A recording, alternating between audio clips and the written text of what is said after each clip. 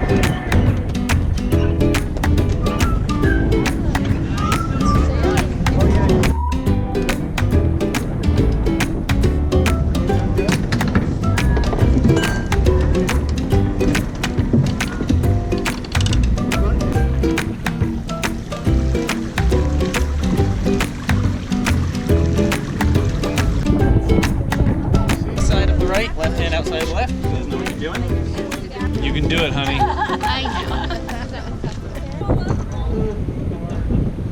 Yeehaw!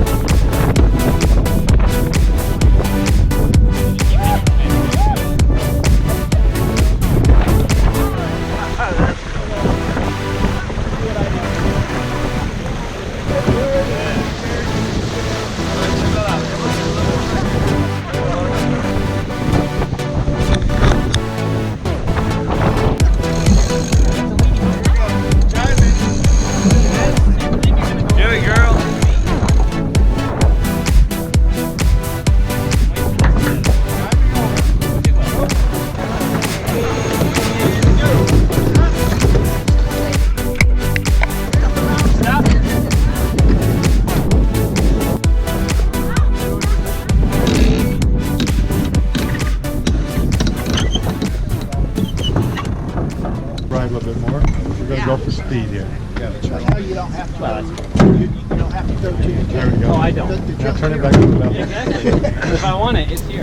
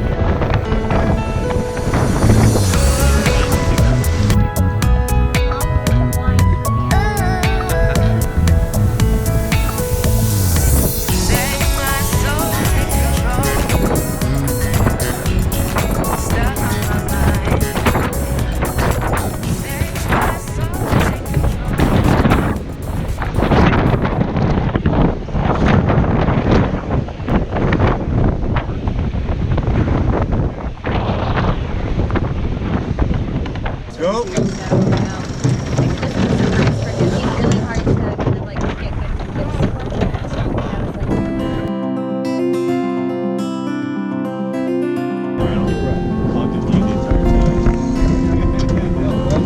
Hi, Mom. Go. Stop. Perfect. Great, great rim.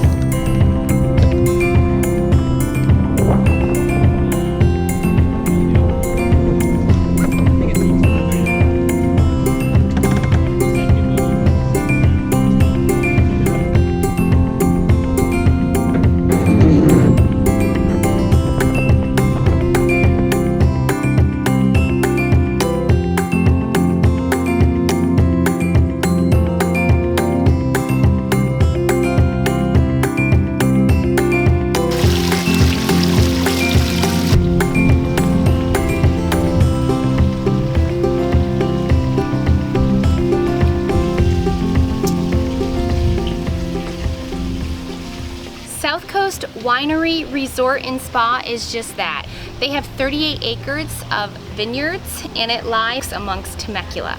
It's beautiful, it's quaint, it's romantic. We're spending 2 nights here doing a wine tasting and a behind the scenes tour. We're gonna bring you along with us and hope that you get to enjoy all the scenery that we're enjoying.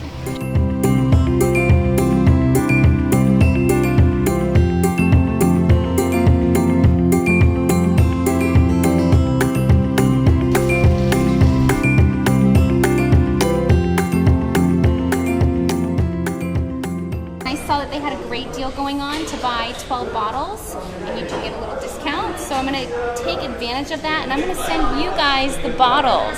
And I found this very nice gentleman, Jake, to help me out with giving you like a rundown of what we kind of selected together. Do you have like a red that you can suggest to me? I do, absolutely. Okay. So here in Temecula, it's a nice warm climate, so this Petite Syrah actually tends to do really well out here.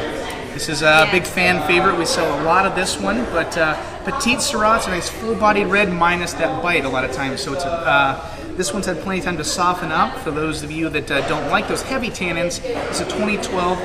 It's not as harsh as a younger Petite Syrah would be. A lot of times they have jammier flavors up front. Sometimes you get some smoke or pepper on the finish. Ours is definitely on the smokier side towards the end of it. And we had 2 glasses last night at dinner, and then we came back and had 2 more, so I can vouch for that. It was a very nice red wine. Jake, thank you so much for your time. I'm Brittany. Nice to meet very you. Very nice to meet you. Of course.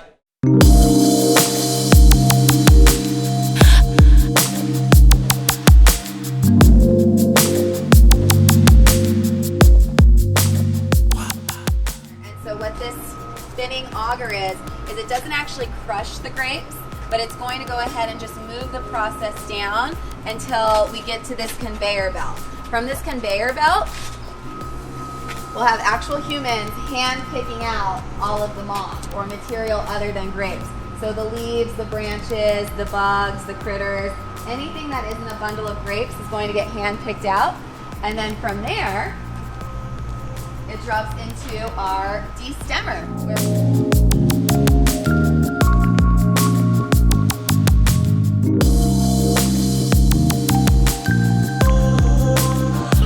What happens is this fingerling apparatus will go ahead and spin rapidly, popping the grapes off of the stems. This is the destemmer. So it's going to pop the grapes off the stems, which will fall out here, and then there's going to be a bunch of trays with slats in them.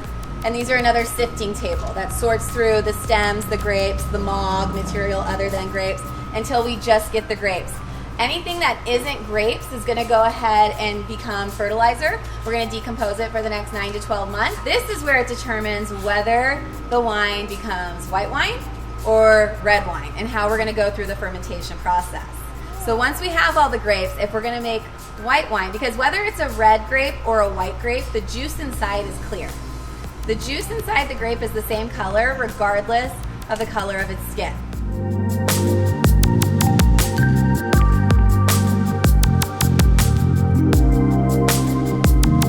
And you'll notice these plaques on the outside, which will just reference the year, the vintage, the type of wine that's being fermented.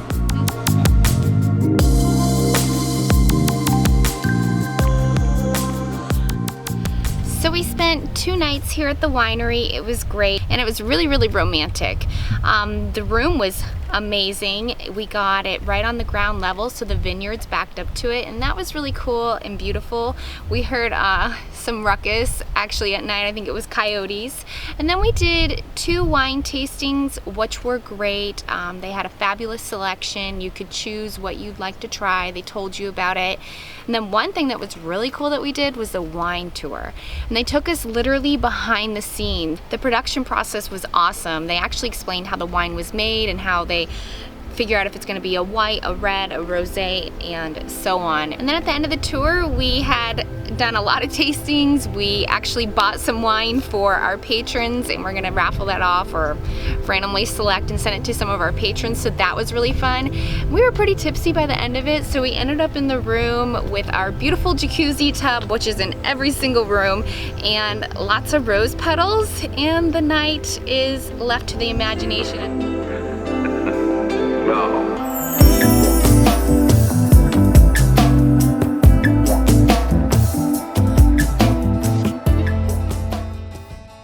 Next time on the Lazy Geckos, we head back to Key West post Hurricane Irma. How did the gecko fare? We'll find out. Then we have a surveyor on hand and get her checked out for a potential buyer. Plus, some friends stop by. Did the gecko sell? Stay tuned.